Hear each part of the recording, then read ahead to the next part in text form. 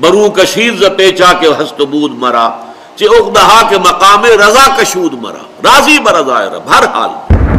ایمان کے مظاہر، ایمان کے نتائج، ایمان اگر حقیقتاً ہے، نمبر ایک راضی برضائے رب، رضائے رب پہ راضی رہے، یہ حرف آرزو کیسا۔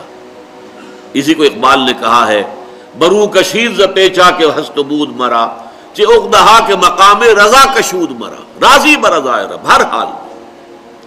نمبر دو، اعمال جو بھی صادر ہوں وہ سانچے میں ڈھلے ہوئے ہوں اطاعت خداوندی اور اطاعت رسول کے۔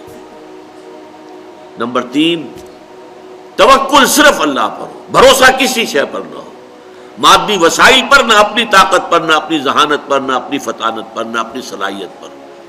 حتی الامکان کوشش کرو، لگے رہو، وسائل کو استعمال کرو، محنت کرو، لیکن نتیجے کے لیے جان لو کہ وہ اللہ کے ہاتھ میں ہے۔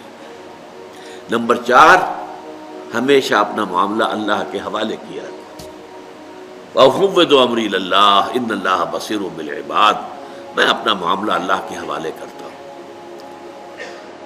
تو میں نے جیسا کہ عرض کیا، تم اللہ کے ہو جاؤ، اللہ تمہارا ہو جائے گا۔ من کان للہ کان اللہ لہ، اور پھر ظاہر بات ہے اللہ جس کا ہو جائے، اب اسے کسی اور کی کیا ضرورت باقی رہ جائے۔ یہ ہیں وہ ثمرات جو ایمان کے ایک انڈیویجول کی حیثیت سے پیدا ہونے چاہیے۔